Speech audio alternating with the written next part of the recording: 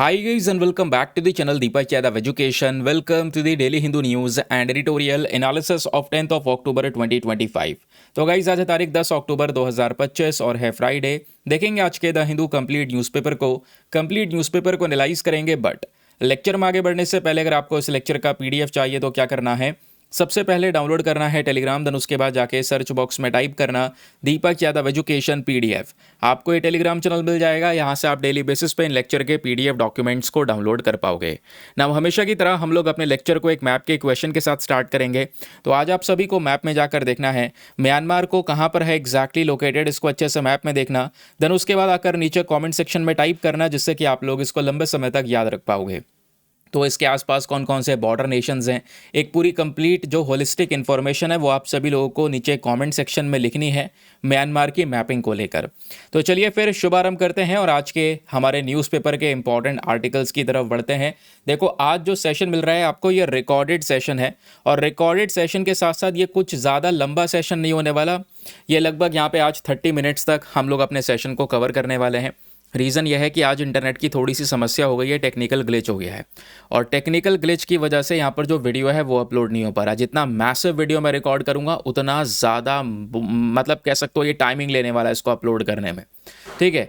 तो इस वजह से अभी जो इंटरनेट है वो भी बहुत स्लो है, लाइव स्ट्रीम हो ही नहीं रहा था। बहुत देर से मैं इसको कोशिश कर रहा था चलाने की, बट नहीं हो पा रहा था, रेड सिग्नल्स आ रहे थे। तो अभी यहाँ पर सोचा इसको रिकॉर्ड कर लेते हैं, नहीं तो फिर टाइम बहुत ज़्यादा वेस्ट हो जाएगा। रिकॉर्ड करने के बाद में अपलोड में लगाऊंगा तो अपलोड में बहुत टाइम बाद ये यहाँ पर अपलोड होने वाला है, इसलिए हम लोग सेशन को थोड़ा सा हल्का रखेंगे आज का। और जो मोस्ट इंपॉर्टेंट टॉपिक हैं, जो सबसे काम के हैं, उनको सबसे पहले डिस्कस कर लेंगे। मतलब कुछ इंपॉर्टेंट आज भी छूटने वाला नहीं है, ये याद रखना। तो आज के एक आध आर्टिकल जो रह जाएंगे वो कल के एनालिसिस में हम लोग कवर कर लेंगे। और कल सैटरडे है, कल सैटरडे में ऑलरेडी आपको पता है न्यूज़पेपर में आर्टिकल्स कम आते हैं, तो हमें कल टाइम भी मिलने वाला है, ठीक है। तो चलिए अभी फ़िलहाल यहाँ पे सबसे पहले और सबसे इंपॉर्टेंट टॉपिक की तरफ आते हैं। और ये टॉपिक को आप लोग जीएस पेपर नंबर 3 एनवायरमेंट वाले सेक्शन के पॉइंट ऑफ व्यू से लिंक कर पाएंगे, ठीक है। इस वाले आर्टिकल में बोला जा रहा है कि भारत अपना खुद का एक रेड लिस्ट करके डेटा बुक लॉन्च करने वाला है। एक ऐसा सर्वे जो इंडिया के अंदर में अलग अलग प्लांट्स और एनिमल्स की स्पीशीज़ का पूरा इवैल्यूएशन होगा, पूरा मूल्यांकन होगा। अब ये क्या है, देखो इंडिया में ढेर सारी प्लांट्स और एनिमल्स की प्रजातियां पाई जाती हैं। आज दुनिया में 17 ऐसे देश हैं जिनको मेगा डाइवर्स कंट्रीज़ बोला जाता है। कौन सी कंट्रीज़? मेगा डाइवर्स कंट्रीज़, यानी वो देश जिसमें सबसे ज़्यादा प्लांट्स और एनिमल्स की अलग अलग प्रजातियाँ पाई जाती हैं। तो इन 17 मेगा डाइवर्स कंट्रीज़ में से दोस्तों एक हमारा इंडिया भी है, जो मेगा डाइवर्स के स्टेटस को आज एंजॉय करता है। तो हम लोग यहाँ पर क्या चाहते हैं, हम चाहते हैं अपनी खुद की रेड लिस्ट सर्वे लेकर आना। कहोगे रेड लिस्ट, ये थोड़ा सुना सुना सा लग रहा है। हाँ, आपने रेड डेटा बुक के बारे में ज़रूर से सुना होगा, इसको लेकर यूपीएससी ने क्वेश्चन भी पूछा हुआ है। तो ये रेड डेटा बुक में क्या दर्शाया जाता है? रेड डेटा बुक में ये दिखाया जाता है कि कौन कौन से जानवर आज पृथ्वी पर खतरे में हैं, यानी थ्रेटेंड स्पीशीज़ हैं, कौन कौन से जानवरों को सुरक्षा दी जा रही है अच्छे से। तो हमें एक आइडिया लग जाता है कि हमें क्या करना चाहिए, कैसे एनिमल्स की प्रोटेक्शन पे काम करना है, कैसे प्लांट्स की प्रोटेक्शन पे काम करना है। इसके लिए रेड डेटा बुक यहाँ पर इशू करता है। अब ये रेड डेटा बुक कौन इशू करता है? इसको इशू करने वाली जो बॉडी है उसका नाम है IUCN। कहोगे हाँ याद आ गया, पढ़ाया हुआ है हमने। IUCN की दोस्तों जब हम लोग बात करते हैं तो एक बहुत ही ज़्यादा इंपॉर्टेंट इंटरनेशनल बॉडी है। इसको हम कहते हैं international union of conservation of nature. समझ गए? एक पूरा ऐसा संगठन जो क्या करता है, हमारी नेचर की प्रोटेक्शन की, नेचर के कंजर्वेशन की बात करता है। तो इसी IUCN के अंदर कहोगे वही एक्सटिंक्ट लिस्ट, क्रिटिकली एंडेंजर्ड, ये सारी जो लिस्ट आती हैं, हाँ बिल्कुल IUCN की अंदर में इन सब लिस्ट को डिफाइन किया गया है। अब ये कैसे डिफाइन किया गया है, ये देखो आप ये डायग्राम से आप समझ पाओगे। आपको ये पता होगा, जैसे हम कई बार डिस्कस करते हैं कि भाई आज ये एनिमल की प्रजाति है और इस एनिमल प्रजाति का स्टेटस जो है, यानी कि हम लोग कई बार IUCN स्टेटस देखते हैं। तो IUCN में उस जानवर को मान लो यहाँ पर एंडेंजर्ड कैटेगरी में कवर किया गया है। तो एंडेंजर्ड कैटेगरी मतलब EN वाली कैटेगरी में कवर किया गया है। दैट मीन्स वो जानवर खतरे में है, उसको बचाने की ज़रूरत है। और अगर यहाँ पे उसको नहीं बचाया तो उसकी आबादी और धीरे धीरे करके कम होती चली जाएगी और कम होते होते वो फिर क्रिटिकली एंडेंजर्ड कैटेगरी में एंटर कर जाएगा। फिर तब भी हम नहीं बचा पाए तो वो धीरे धीरे करके विलुप्त हो जाएगी, प्रजाति पूरी तरह से खत्म हो जाएगी। पहले जंगलों से खत्म होगी, फिर उसके बाद में सभी जगह से यहाँ पर वो प्रजाति खत्म हो जाएगी। जैसे एग्जाम्पल के तौर पे आप चीता को लेकर समझ सकते हैं। चीता इतना ज़्यादा शिकार किया गया चीता का कि वो वल्नरेबल से एंडेंजर्ड कैटेगरी में आया, फिर क्रिटिकली एंडेंजर्ड, और वो धीरे धीरे करके हमारे इस पूरे दुनिया से विलुप्त हो गया। स्पेशली मैं एशियाटिक चीता की बात कर रहा हूँ जो भारत में पाए जाते थे। आज एशियाटिक चीता पाए जाते हैं, लेकिन 30-40 चीता हैं वो भी ईरान में पाए जाते हैं। ठीक है, नहीं तो फिर दोस्तों अगर आप लोगों को पता है, ये जो एशियाटिक चीता की हम बात करें जो इंडिया में पाए जाते थे वो इसी तरीके से खत्म हो गए, एक्सटिंक्ट हो गए। तो आपको इतना समझ में आ चुका है कि हाँ, ये जो IUCN का डेटा है ये हमको ये सारी जानकारी देता है, एनिमल की स्पीशीज़ के बारे में समझाता है। ठीक है, तो ये IUCN के डेटा के अंदर में आप देख पाओगे, जैसे मान लो कोई ऐसी एनिमल की स्पीशी है या प्लांट की स्पीशी है जिसके बारे में भी कोई जानकारी नहीं है, नॉट इवैल्यूएटेड में रख दिया जाएगा। जिसके बारे में डेटा की कमी है, डेटा डेफिशिएंट में आ जाएगा। नाउ जिसकी पॉपुलेशन अच्छी खासी अवेलेबल है, जिसको कोई अभी खतरे का कह सकते हैं संकट नहीं है, बहुत ज़्यादा मात्रा में वो प्लांट्स या एनिमल्स की प्रजाति पाई जाती है, तो उसको लीस्ट कंसर्न कैटेगरी में कवर करते हैं। अब कुछ प्रजाति धीरे धीरे करके खत्म होनी शुरू हो जाती हैं, खतरे में आने लगती हैं, तो नियर थ्रेटेंड, फिर वल्नरेबल, फिर एंडेंजर्ड, क्रिटिकली एंडेंजर्ड, फिर जब वो पूरी तरह से विलुप्त हो जाती हैं, वो प्रजाति पूरी तरह से दुनिया से खत्म हो चुकी है, तो उसको हम लोग लास्ट में एक्सटिंक्ट वाली कैटेगरी में ऐड कर देते हैं। समझ गए? तो ये IUCN का काम है। तो IUCN क्या कर रहा है? ये इवैल्यूएशन ही तो कर रहा है, ये आपको एक मूल्यांकन करके एनालिसिस ही तो दे रहा है, सर्वे करके बता ही तो रहा है कि भाई हमें क्या करना चाहिए, अपनी पॉलिसीज़ को हमें कैसे लेकर चलना चाहिए, कैसे प्लांट्स और एनिमल्स की प्रोटेक्शन पे काम करना चाहिए। ठीक है, तो कहोगे ये जो IUCN की रेड लिस्ट है या ये जो रेड डेटा बुक आता है IUCN का, ये डेटा बुक तो दुनिया के डेटा को कवर करता है ना। हाँ बिल्कुल, ये जो डेटा है दोस्तों ये ग्लोबल लेवल पे वर्क करता है, ध्यान रखिएगा। तो इसी प्रकार का, अब सुनो मेरी बात, ये जो मैं सेंटेंस बोलने वाला हूं, इसी प्रकार का डेटा बुक जो IUCN लेकर आता है, वैसा खुद का डेटा बुक भारत पब्लिश करने जा रहा है। ये हमारे प्रोजेक्ट में शामिल हो चुका है। अब क्योंकि ये हमारे देश की सारी प्रजातियों के बारे में डिफाइन करेगा, इसमें लगभग 11,000 से ज़्यादा प्लांट्स और एनिमल्स की स्पीशीज़ को डिफाइन किया जाएगा, तो और देश के स्तर पे डेटा बुक रेडी होगा, तो इसको हम नाम देंगे नेशनल रेड डेटा बुक। ये फ्लोरा फोना दोनों को कवर करेगा, प्लांट्स और एनिमल्स की स्पीशीज़ को दोनों को कवर करेगा। लेकिन ये रेड डेटा बुक अभी अनाउंस हुआ है, कॉन्सेप्ट आ गया है, अभी लागू नहीं हुआ है। इस रेड डेटा बुक को 2030 तक जारी किया जाएगा, ये भी यहाँ पर बताया जा रहा है, क्योंकि 11,000 प्रजातियों का पूरा सर्वे करना, उनका एनालिसिस लेकर आना, कौन से खतरे में है, कौन से खतरे में नहीं है, इन सब में समय लगेगा। समझ गए? तो ये 2030 तक तैयार होगा। और ये जो प्रोजेक्ट है दोस्तों, मैं आपको बता रहा हूँ, ये बिल्कुल IUCN से अलग है। IUCN ग्लोबल स्टैंडर्ड पे काम करता है, ये भाई हमारा नेशनल लेवल पे काम करेगा। ये हमारे केवल और केवल देश के सीमित डेटा को दर्शाने वाला है, जो 2030 तक हम अपना national red data book ready करेंगे। तो ये है न्यूज़पेपर का आर्टिकल, इसमें छोटे छोटे 2 अलग अलग बॉडीज़ के बारे में, कन्वेंशंस के बारे में डिस्कशन हुआ है, वो भी मैं आपको समझाऊंगा, सो डोंट वरी। ये हमने अभी डिस्कस किया, ये हमने न्यूज़पेपर का आर्टिकल कवर किया। लेकिन इस न्यूज़पेपर के आर्टिकल से रिलेटेड इतने सारे फैक्ट्स आपको मिल जाएंगे, इतने सारे नोट्स, डेटा मिल जाएगा, जहाँ से एग्ज़ाम में क्वेश्चन बनता है, वो पता होना चाहिए। तो वो काम मैं आपका आसान कर देता हूँ। ये देखो, पूरा स्ट्रक्चर्ड फॉर्मेट में डेटा मैंने बना कर दिया है कि आपको और क्या क्या पढ़ना है इसमें से। तो ये इनिशिएटिव आप समझ गए कि इनिशिएटिव क्या चल रहा है। भारत ने national red list assessment programme को लॉन्च कर दिया है, जिसमें हम लोग 11,000 अलग अलग जानवरों और पेड़ पौधों की प्रजातियों को कवर करने वाले हैं। ये पहला इस प्रकार का नेशनल रेड लिस्ट सर्वे होगा। ध्यान रखना, इससे पहले इंडिया का कोई भी ऐसा सर्वे नहीं था। ये फर्स्ट टाइम ऐसा होगा कि हम लोग एक रेड डेटा बुक, वो भी नेशनल लेवल पर लॉन्च कर रहे होंगे।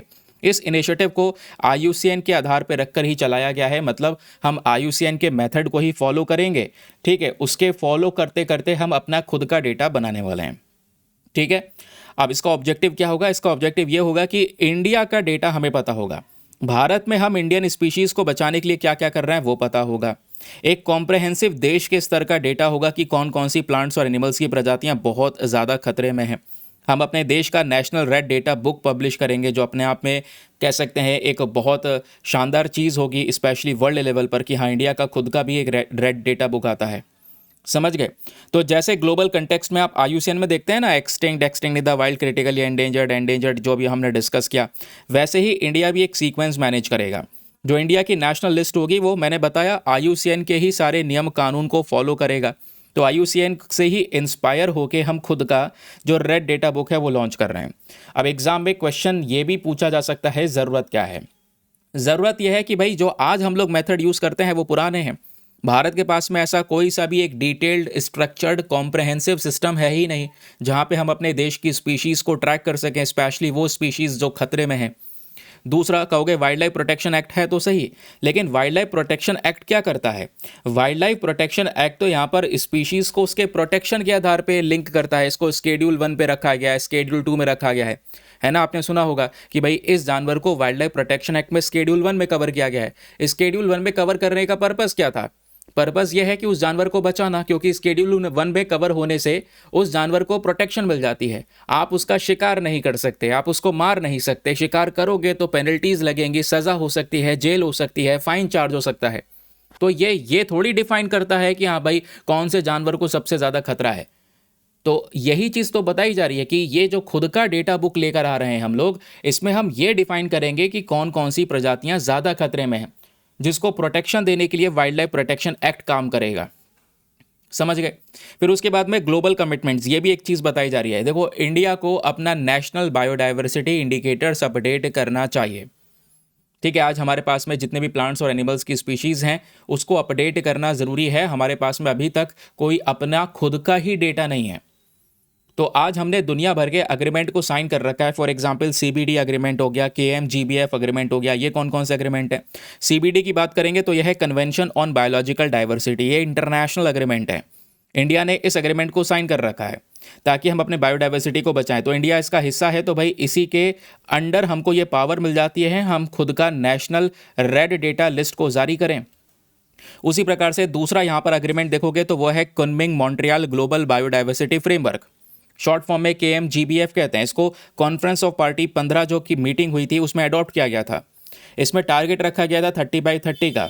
इसका मतलब यह है कि 2030 तक हमें दुनिया में 30% अपनी ज़मीन और समुद्र को बचाना होगा, प्रोटेक्शन देना होगा। तो इंडिया का जो रेड लिस्ट डेटा आएगा ना, वो इन दोनों अग्रीमेंट्स को फुलफिल कर रहा होगा, और भारत यहाँ पर इन दोनों अग्रीमेंट्स का हिस्सा है। तो कहीं ना कहीं हम अपने इंटरनेशनल टारगेट्स को भी मीट कर रहे होंगे। Now the question is implementation details, इसको लागू कौन करेगा? आपने सर बता तो दिया नेशनल रेड डेटा बुक ला रहे हैं, ठीक है। IUCN से इंस्पायर होकर ला रहे हैं, बिल्कुल वैसा ही है, ठीक है। जो भारत की 11,000 प्रजातियों का डिटेल्ड स्ट्रक्चर हमको बताएगा कि कौन कौन सी प्रजाति प्लांट्स और एनिमल्स की खतरे में है, ठीक है। लेकिन ये करेगा कौन? इसको लागू करने के लिए दोस्तों जो सबसे बड़ा मंत्रालय है, यानी ये पूरा प्रोग्राम जो चलने वाला है वो चलेगा एक सबसे इंपॉर्टेंट मिनिस्ट्री के अंडर में, जिसका नाम है ministry of environment, forest and climate change. क्योंकि एनवायरमेंट की बात हो रही है तो भाई एनवायरमेंट वाला मंत्रालय ही तो आएगा बीच में। लेकिन ये मंत्रालय अकेला थोड़ी कर लेगा। इस मंत्रालय के अंदर में छोटी छोटी एजेंसीज हैं, zoological survey of India, botanical survey of India, ये मिलकर काम करेंगे। 11,000 प्रजातियों का डिटेल्ड स्ट्रक्चर निकालेंगे, 2030 तक करेंगे। इसमें 95 करोड़ रुपीस का खर्चा आ सकता है, जिससे हमें रिजल्ट क्या मिलेगा? अपने देश का रेड डेटा बुक मिल जाएगा। समझ गए? तो एक्सपेक्टेड आउटकम क्या होने वाला है ये आप समझ चुके हैं, इसमें कुछ दोबारा नहीं पढ़ना है। अब क्वेश्चन यह है कि हम इतना ज़्यादा इसके पीछे लग गए हैं, कारण मैंने बताया मेगा डाइवर्स कंट्रीज़ के बारे में कि आज दुनिया में 17 मेगा डाइवर्स कंट्रीज़ हैं, जिसमें से इंडिया भी यहाँ पर एक कंट्री माना जाता है जिसमें मेगा डाइवर्सिटी पाई जाती है। मेगा डाइवर्सिटी मतलब वही प्लांट्स और एनिमल्स की स्पीशीज़, यानी जैव विविधता। तो आज देखोगे भारत के अंदर में 47,000 से ज़्यादा प्लांट्स की स्पीशीज़ हैं एंड 1 लाख से ज़्यादा एनिमल की स्पीशीज़ हैं। हम तो केवल इसमें से 11,000 स्पीशीज़ पे काम कर रहे हैं। स्पीशीज़ तो हमारे पास में ढेर सारी हैं, लेकिन बहुत सारी जो स्पीशीज़ हैं आज के समय पर जिनके ऊपर डिटेल्ड स्ट्रक्चर आई नहीं है, रिपोर्ट नहीं आई है। तो इंडिया यहाँ पे देखोगे इन चारों हॉटस्पॉट का हिस्सा है कि भाई हिमालयाज़ वाले रीजन में भी हमें स्टडी करना है, Indo Burma region, Western Ghats, उसके अलावा सुंदरलैंड यानी निकोबार आइलैंड्स। इंडिया चारों चीज़ों का हिस्सा है। तो इंडिया 17 मेगा डाइवर्स कंट्रीज़ में से एक कंट्री माना जाता है, जिसमें आज दुनिया की जितनी भी प्रजातियाँ हैं 7 से 8% प्रजातियाँ अकेली भारत में पाई जाती हैं। तो यह है इंपॉर्टेंस इसका। अब जो भी बातें मैंने आपको बताई हैं, प्लीज़ आप लोगों से हमेशा मैं रिक्वेस्ट करता हूं, जब मैं आपको पढ़ा देता हूं तो लास्ट में रिवीजन पॉइंटर नाम से आपको कुछ शॉर्ट नोट्स देता हूं। तो वीडियो पॉज करें और जो भी बातें मैंने आपको बताई उसको रिवाइज़ करें। इतने से में ही आप सारी बातें रिवाइज़ कर पाएंगे, ठीक है। ये 8-10 पॉइंट्स के अंदर में कि भाई ये प्रोग्राम क्या है, लागू कौन करेगा, ठीक है, इंप्लीमेंट करने वाली एजेंसी कौन सी है, मंत्रालय कौन सा है, इसका आउटपुट क्या होगा, कब तक लागू होगा, है ना। क्लियर हो गया? हमने 2 इंटरनेशनल एग्रीमेंट को भी फॉलो कर रखा है, वो कौन कौन से हैं, सारी बातें इसमें मेंशन की गई हैं। रिवीजन पॉइंटर सबसे ज़्यादा ज़रूरी है। अब देखिए, कहोगे सर हमने इतना सब कुछ पढ़ लिया, क्या एग्जाम में क्वेश्चन बनता है यहाँ से? बिल्कुल बनता है। ये देखो 2011 का ये यूपीएससी का प्रश्न आपके सामने प्रेजेंट है। यहाँ पर भी रेड डेटा बुक को लेकर यूपीएससी ने क्वेश्चन पूछा है, बट ये इंडिया वाला नेशनल रेड डेटा बुक की बात नहीं हो रही है, क्योंकि अभी वो तो 2030 तक आएगा। ये आईयूसीएन वाले रेड डेटा बुक की बात हो रही है। तो रेड डेटा बुक के बारे में क्वेश्चन यह है कि भैया ऐसी बुक है जिसको international union for conservation of nature and natural resources ने पब्लिश किया है। इसमें क्या क्या चीज़ें आती हैं? पहला, क्या एंडेमिक प्लांट्स और एनिमल स्पीशीज़ को कवर करते हैं? भाई वो प्लांट्स और एनिमल स्पीशीज जो कुछ सीमित जगह पे पाई जाती हैं, या फिर वो प्लांट और एनिमल स्पीशीज़ को कवर करते हैं जो बहुत खतरे में होते हैं, थ्रेटेंड कैटेगरी में होते हैं, या फिर हम लोग अपनी साइट्स जो अलग अलग स्थल होते हैं उसको प्रोटेक्शन देने का काम करते हैं? भाई साइट्स को प्रोटेक्शन देने का काम तो यूनेस्को का होता है, ठीक है। तो थर्ड स्टेटमेंट तो ऑलरेडी रॉन्ग हो गया। दूसरा देखोगे तो दूसरा यहाँ पर स्टेटमेंट केवल सही है, पहला वाला गलत है। क्यों? रेड डेटा बुक केवल जो एंडेमिक प्लांट्स और एनिमल स्पीशीज़ हैं उनका डेटा कवर नहीं करता, ये उन प्लांट्स और एनिमल स्पीशीज़ का डेटा कवर करता है जो कि खतरे में है, थ्रेटेंड कैटेगरी में, जो अभी हम पढ़ रहे थे। तो option number 2 only is the correct answer. आप देख रहे हैं 2011 का क्वेश्चन, समझ गए? अब आगे सुनिए, ये तो मैंने आपको इसके बाद कुछ एनालिसिस दे दिया है आईयूसीएन के बारे में, रेड डेटा बुक के बारे में, क्योंकि आने वाले समय पर फिर से क्वेश्चन बन सकता है। तब तक एक और प्रश्न देखो। कहोगे 2011 तो बहुत पुराना हो गया, लो 2023 का सवाल ले लो। एक लेटेस्ट क्वेश्चन, पैटर्न वही चल रहा है, लेकिन हर बार पूछने का जो तरीका है वो डिफरेंट हो जाता है। ये 2023 का जो क्वेश्चन है ये क्या कहता है? इन्वेसिव स्पीशीज स्पेशलिस्ट ग्रुप एक ऐसा ग्रुप है जो दुनिया का इन्वेसिव स्पीशी डेटाबेस तैयार करता है। इन्वेसिव स्पीशी वो होती हैं जो आक्रामक होती हैं, जैसे आज से कुछ दिनों पहले क्या परसों ही हमने वाटर हेसिंथ के बारे में डिस्कस किया था, जलकुंभी के बारे में, याद आ रहा है? वो इन्वेसिव स्पीशी है। इन्वेसिव स्पीशीज़ वो होती हैं जो एक देश में ग्रो होती हैं, लेकिन वो पौधा, वो प्लांट या जो भी एनिमल है वो दूसरे देश में जाता है तो तबाही मचाना शुरू कर देता है, तो वो इन्वेसिव स्पीशी है। तो भाई यहाँ पर ये जो ग्रुप है इन्वेसिव स्पीशी स्पेशलिस्ट ग्रुप, जो एक डेटाबेस तैयार करता है, ये कौन सी ऑर्गेनाइजेशन के अंडर में आता है? तो उसका सही उत्तर है ऑप्शन नंबर ए, ये भी आईयूसीएन के अंडर में ही आता है। आईयूसीएन ही इन्वेसिव स्पीशी का डेटा भी देता है, आईयूसीएन जिसके बारे में जस्ट अभी हम लोग पढ़ कर आए। समझ गए? 2 क्वेश्चंस डायरेक्टली आपको यहाँ पर मिल गए। चलिए फिर अगले न्यूज़ आर्टिकल पर आते हैं। ये तो हमने इसके बारे में बात कर लिया। आईयूसीएन की बात करेंगे तो आईयूसीएन का मेन हेडक्वार्टर जो है आपको स्विट्जरलैंड में देखने को मिल जाता है। रेड डेटा लिस्ट या रेड बुक के बारे में हम डिस्कस कर चुके हैं। इसमें थ्रेटेंड एनिमल स्पीशीज़ को कवर किया जाता है, और ऐसा ही भारत भी अपना खुद का जो ये नेशनल रेड डेटा बुक है उसको लाने की बात कर रहा है। ठीक है, चलें आगे। चलिए भाई, अगला जो न्यूज़ आर्टिकल है ये भी हमारे लिए बेहद इम्पॉर्टेंट है। क्यों? क्योंकि नोबेल प्राइज़ हम डिस्कस कर रहे हैं। हमने 3 कैटेगरीज़ के नोबेल प्राइज़ ऑलरेडी डिस्कस कर लिए हैं। क्या मुझे आप नीचे कमेंट सेक्शन में उनके नाम बता पाएंगे? उनके नाम के साथ साथ बस खाली एक सेंटेंस में बता देना किस लिए मिला है, ताकि मैं आपको बार बार ये चीज़ें रिवाइज़ करवा सकूं। बस खाली मेरा ये मेन पर्पज़ है। तो Nobel prize in medicine and physiology सबसे पहला हमने डिस्कस किया था। तो किन किन 3 पर्सन्स को मिला है और किस लिए मिला है, एक सेंटेंस में प्लीज़ नीचे कमेंट सेक्शन में लिखो। दूसरा जो हमने डिस्कस किया था वो था Nobel prize in physics field. Physics field में भी 3 लोगों को वो मिला है, किस लिए मिला था ज़रा नीचे कमेंट सेक्शन में लिख दो। और कल हम लोगों ने डिस्कस किया था Nobel prize in chemistry field. Chemistry वाली फील्ड में भी यहाँ पर 3 लोगों को मिला है। उनके नाम क्या क्या है शॉर्ट फॉर्म में, ज़रा उसके बारे में भी डिटेल इन्फॉर्मेशन दे दो। मतलब एक एक सेंटेंस में लिख दो, ये रहे नाम और ये रहा बराबर में, इसलिए दिया गया है। लिख सकते हैं, प्लीज़ लिखिएगा, ज़रूरी है। और बिना मतलब कहीं से देखे लिखेंगे तो ज़्यादा खुशी होगी, ज़्यादा आप चीज़ों को आराम से याद रख पाएंगे। ठीक है, चलिए अब जो ये आर्टिकल है दोस्तों ये भी नोबेल प्राइज़ के बारे में है। अब दोस्तों ये चौथा नोबेल प्राइज़ न्यूज़ में है, और ये है Nobel prize in literature. Sir ये कितनी कैटेगरीज़ में नोबेल प्राइज़ दिए जाते हैं? आइए पहले मैं आज आपको ये बता देता हूँ, क्योंकि मुझसे थोड़ी सी गलती ये हो गई कि मैंने आपको नोबेल प्राइज़ जब ये शुरू से पढ़ाए, मेडिसिन फिजियोलॉजी से शुरू करे, तो मैंने आपको स्टार्टिंग में ये बताया ही नहीं कि नोबेल प्राइज़ कैसे शुरू हुए, नोबेल प्राइज़ किस किस फील्ड में दिए जाते हैं, कैसे चुने जाते हैं, कौन देता है, इंडिया के फर्स्ट नोबेल लॉरेट्स कौन कौन हैं। ये बातें बेसिक फैक्ट्स हैं दोस्तों, और ये भी आप लोगों से बहुत सारे एग्जामिनेशन में सीधा सीधा पूछ ली जाती हैं। सीधा सीधा डायरेक्ट एग्जामिनेशन में आपको मिल जाएगा।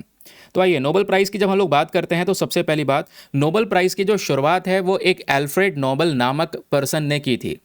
एल्फ्रेड नोबेल जो डायनामाइट के इन्वेंटर थे। डायनामाइट जो बेसिकली यहाँ पर विस्फोटक है ना, तो उसकी खोज यहाँ पर की थी एल्फ्रेड नोबेल ने। ये वो पर्सन आपको देखने को मिल जाएंगे। ठीक है, अब क्या हुआ, इन्हीं के नाम पे ये नोबेल प्राइज़ की शुरुआत होती है। और ये प्राइज़ किसको दिया जाता है? ये उस व्यक्ति को दिया जाता है जिसने सबसे ज़्यादा अपना योगदान दिया है, सबसे ज़्यादा फायदे की बात की है मानवता के लिए, ह्यूमन काइंड के लिए। तो उस व्यक्ति को नोबेल प्राइज़ से सम्मानित किया जाता है।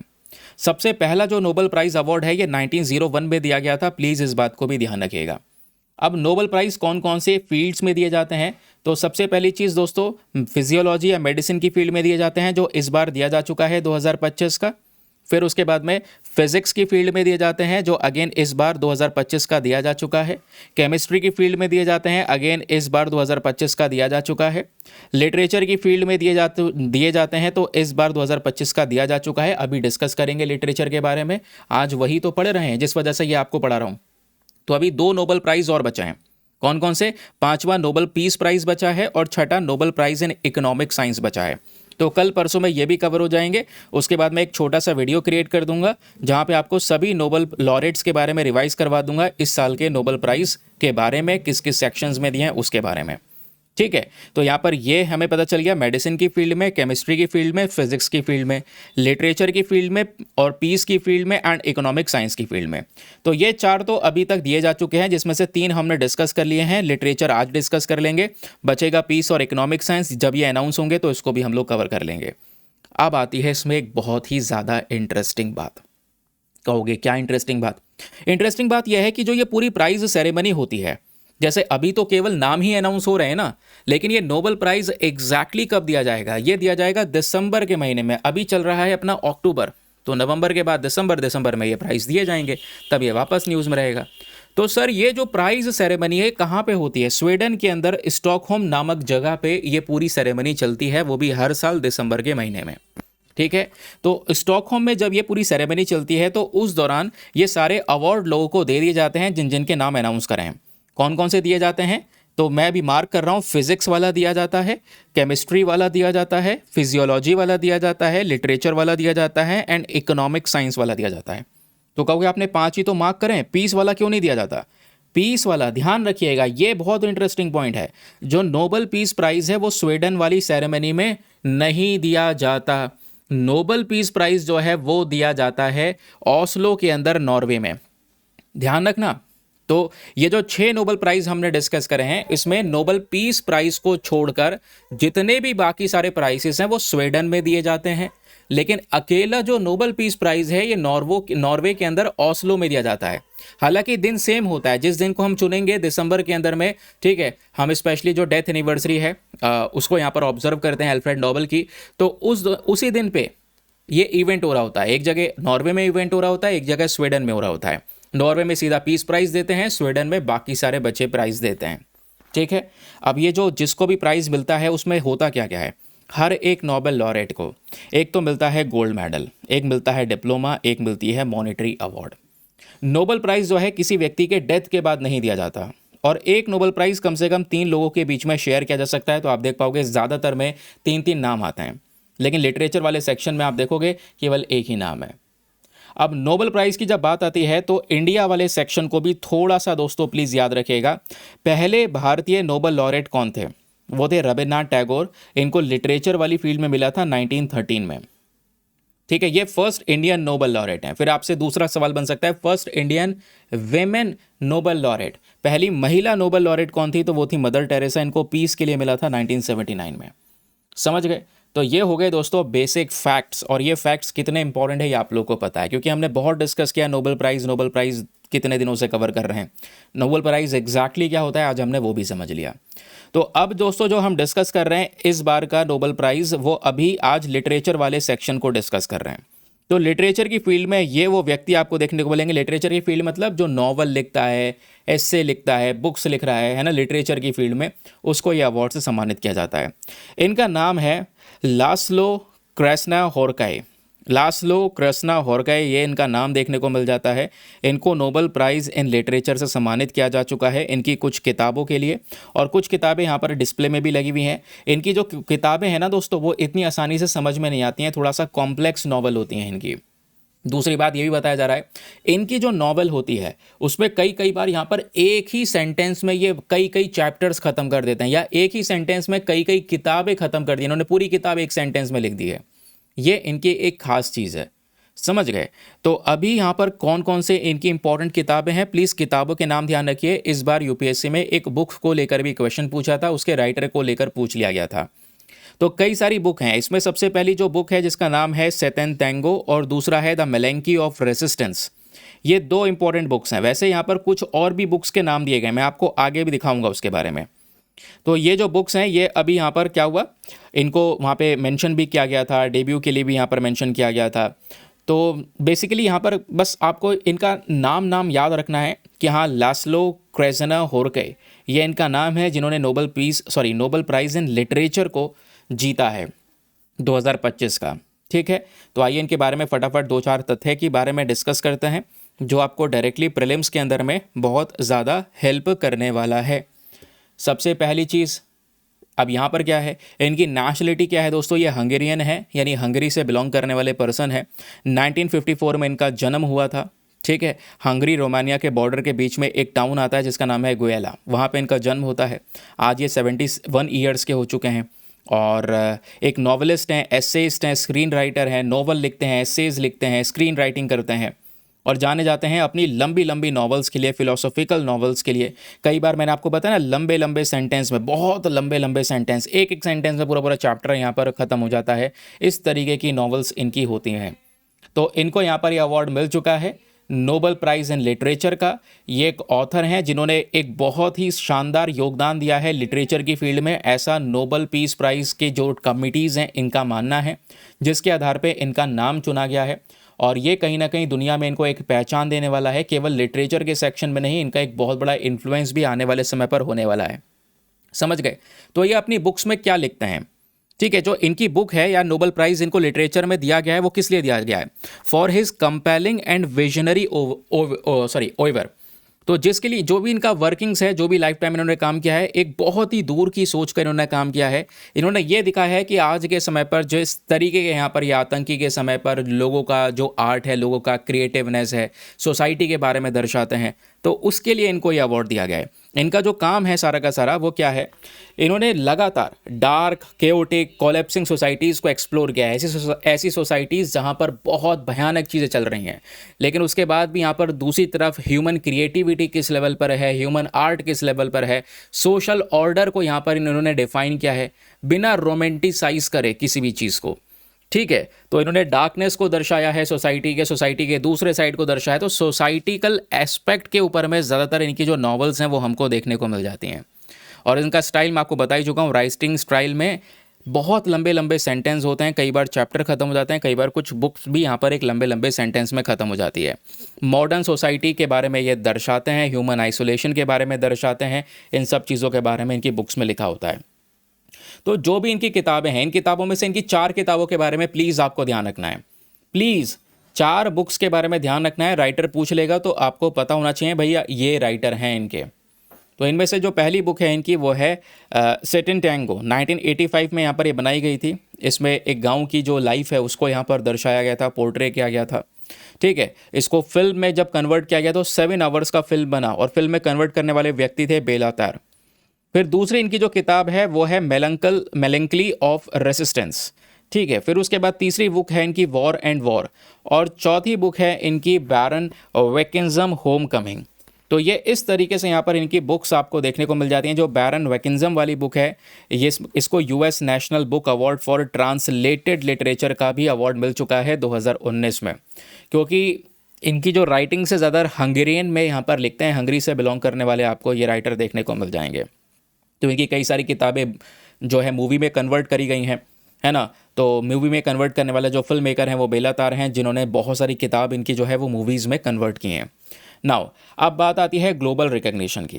दुनिया में ऑलरेडी यहाँ पर इन पर्सन को बहुत सारी पहचान मिल चुकी है। बुकर इंटरनेशनल प्राइज़ से इनको सम्मानित किया जा चुका है।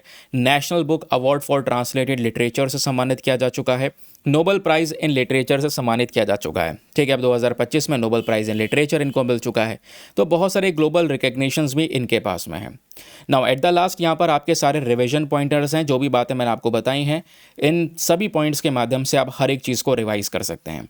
ये यूपीएससी का 2008 का क्वेश्चन है। यहाँ पर आप देखोगे नोबेल प्राइज़ को लेकर पहले यूपीएससी डायरेक्टली नाम पूछ लिया करता था।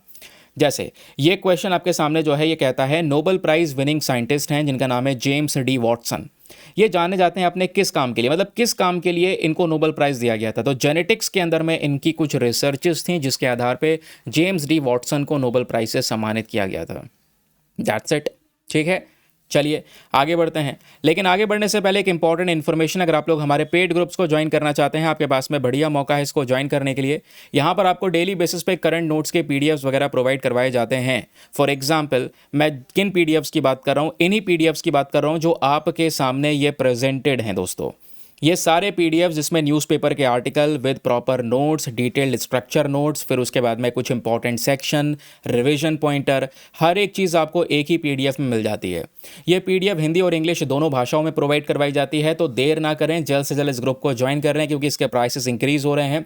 अभी के लिए आपको जस्ट 499 पे करना है for the lifetime access, क्योंकि ये जो भी पीडीएफ्स आपको कहीं नहीं मिलेंगे, केवल इसी पेड ग्रुप में मिलेंगे। तो अभी के लिए इसका जो प्राइस है वो है just 499 for the lifetime access. जब तक आपका सिलेक्शन ना हो जाए तब तक आप 499 में ग्रुप को ज्वाइन करके रख सकते हैं। ज्वाइन करने के लिए करना क्या है, व्हाट्सएप पर जाना है। यहाँ पर आपको एक नंबर दिया गया है 8534873368। इस नंबर पर मैसेज कर देना कि I want to join this group. वहाँ पे आपको रिप्लाई मिलेगा, पेमेंट का प्रोसेस दिया जाएगा एंड डेमो वीडियो का लिंक मिलेगा, उसको देख सकते हैं, चेक कर सकते हैं, अपने आप को कंप्लीटली सेटिस्फाई करने के बाद में जाकर ये इन्वेस्टमेंट कर सकते हैं। समझ गए? तो दोस्तों यहाँ पर आज का सेशन हमारा यहीं पे रुकता है क्योंकि एक आर्टिकल और है इंडियन एयरफोर्स के 93rd anniversary Hindon airbase ceremony के बारे में, जिसमें हम एयरफोर्स के बारे में कुछ बातें करते, फाइटर जेट्स के बारे में बात करते, हेलीकॉप्टर्स के बारे में बात करते। यहाँ से भी यूपीएससी ने क्वेश्चन पूछा है, तो मैंने इस पीडीएफ में तो लगा ही दिया है ना, तो लगा दिया है तो कल आराम से डिस्कस कर लेंगे क्योंकि सेशन हाफ एन आवर का हो चुका है और ये जो वीडियो है ये 900 MB का जा चुका है हाफ एन आवर में। तो अभी मैं इसको अपलोड करूंगा मोबाइल डेटा से, तो इसमें लग जाएगा समय। आप समझ लो यहाँ पर ये 8:30 से लेकर 9 बजे का टाइम ले लेगा या 9:30 भी ले सकता है अगर बीच में नेटवर्क में कुछ इश्यूज़ आते हैं तो। मैं कुछ नहीं कर सकता भाई, टेक्निकल ग्लिच है। यहाँ पे मैंने बात कर ली है, कुछ वायरिंग वगैरह की समस्या है उनकी, तो वो कह रहे हैं ठीक हो जाएगा ठीक हो जाएगा। तो मैं सोचा कब तक इंतज़ार करूँगा। अभी लिटरली अभी जो टाइम हो रहा है, जैसे यहाँ पर ये 8:30 बज रहे हैं, तो फिर अभी क्या होगा, अभी भी यहाँ पर इंटरनेट अवेलेबल नहीं हुआ है, तो मैं कब तक बैठा रहता। अब तो ये आधा वीडियो रिकॉर्ड कर दिया है हमने। एक आर्टिकल और रह गया, इसको हम कल वाले सेशन में कवर करेंगे और फिर मंडे से आपको ज़्यादा आर्टिकल्स मिलने वाले हैं अपने सेशन में। क्यों? क्योंकि हम लोग कुछ और सोर्सेज को भी इंक्लूड करने वाले हैं, जैसे ढेर सारे लोगों की रिकमेंडेशन है उसके लिए। बीच में मैं एक डेमो भी दूंगा कि किस तरीके से और भी सोर्सेज को हम ऐड करेंगे। ठीक है, अभी के लिए सेशन होता है समाप्त। मिलते हैं आप लोगों से नेक्स्ट वीडियो में। आज के लिए bye bye, have a nice day, thank you and Jai Hind. दोस्तों प्लीज़ परेशान मत हुआ करो कि सर मेरा ये आर्टिकल छूट गया है वो छूट गया है। मेरा आर्टिकल कवर करने का तरीका बिल्कुल डिफरेंट है। ये नहीं मैं आया पढ़ाया निकल गया, आपको एक होलिस्टिक इन्फॉर्मेशन मिलती है और आगे भविष्य में रिवाइज करने के लिए रिवीजन पॉइंटर्स मिलते हैं और आप सही दिशा में चल रहे हैं या नहीं चल रहे हैं उसके लिए प्रीवियस ईयर क्वेश्चन मिलते हैं कि हाँ यहाँ से क्वेश्चन इस तरीके से बनता है। इससे ज़्यादा क्या चाहिए? यही चीज़ आपकी प्रिपरेशन को स्ट्रॉन्ग कर देता है। आधे से ज़्यादा PYQs तो मैं आपको यहीं पर इन्हीं सेशंस में करवा चुका हूँ। समझ गए? जिसके लिए यहाँ पे लोग परेशान रहते हैं PYQs कहाँ से करें, कैसे करें, कौन से तरीके से करें, आधे से ज़्यादा मैंने आपको सॉल्व करवा दिया है। ठीक है, चलिए bye bye, have a nice day, thank you and again Jai Hind.